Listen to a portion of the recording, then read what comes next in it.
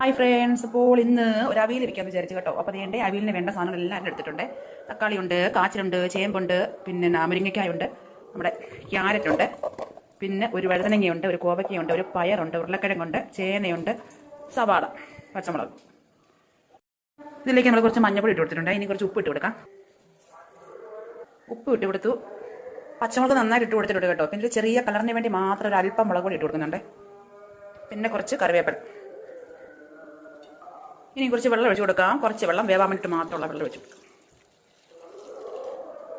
ഇനി ഒന്ന് ഇളക്കി കൊടുക്കാം.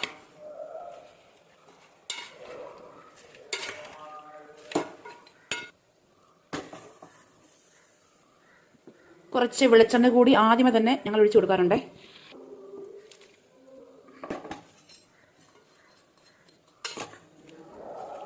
പലരും പല രീതിയിലാണ് വെക്കുന്നത്. അപ്പോൾ ഞങ്ങൾ ഈ രീതിയിലാണ് വെക്കുന്നത്. ആദ്യമേ നമ്മൾ കുറച്ച് വെളിച്ചെണ്ണ ഒഴിച്ചു കൊടുക്കും. എന്നിട്ട് പിന്നെ എല്ലാം കൂടെ ഇളക്കി വേവിച്ചെടുത്തതിന് ശേഷം തേങ്ങ അരച്ച് ചേർക്കുകയാണ്. അപ്പോൾ നന്നായിട്ട് വേവട്ടെ. അവിയലിന് അരയ്ക്കാൻ തേങ്ങ എടുത്തിട്ടുണ്ട്. ഇതിൻ്റെ ജീരകം ഇട്ട് കൊടുക്കാം. വെളുത്തുള്ളി,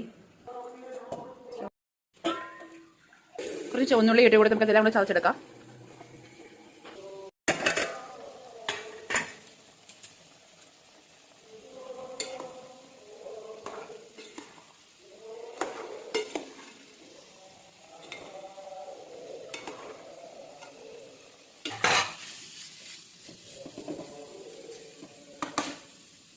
അവിയലിൻ്റെ കഷ്ണങ്ങളെല്ലാം നന്നായി വെന്തിട്ടുണ്ട്. ഇനിയപ്പോൾ നമുക്ക് ചതച്ച തേങ്ങ ഇട്ട് കൊടുക്കാം.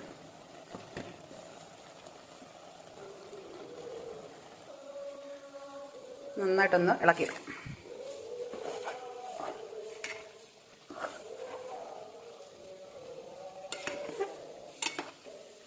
കുറച്ച് കറിവേപ്പിലയും കുറച്ച് വെളിച്ചെണ്ണയും നമ്മുടെ അവിയൽ വെന്തതിന് ശേഷം കുറച്ച് പച്ച വെളിച്ചെണ്ണ ഒഴിച്ച് കൊടുക്കാം.